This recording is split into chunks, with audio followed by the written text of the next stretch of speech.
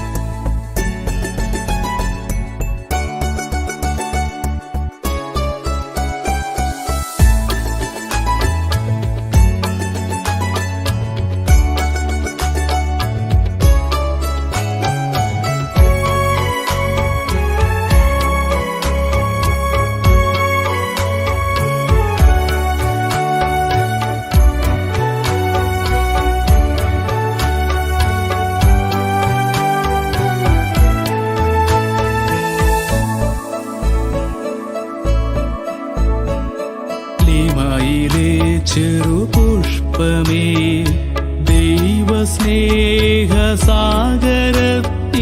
നീ വളർന്നു.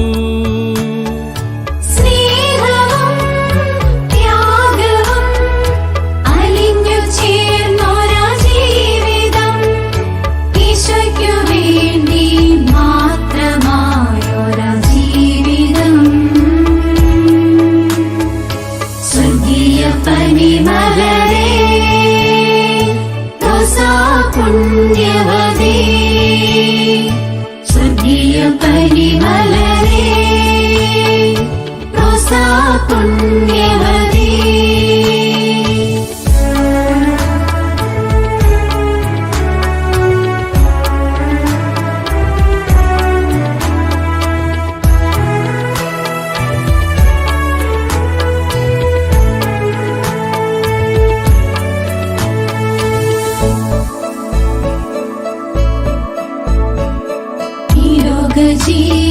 ജീവിതയാത്രയിൽ ദൈവസ്നേഹനാളമായി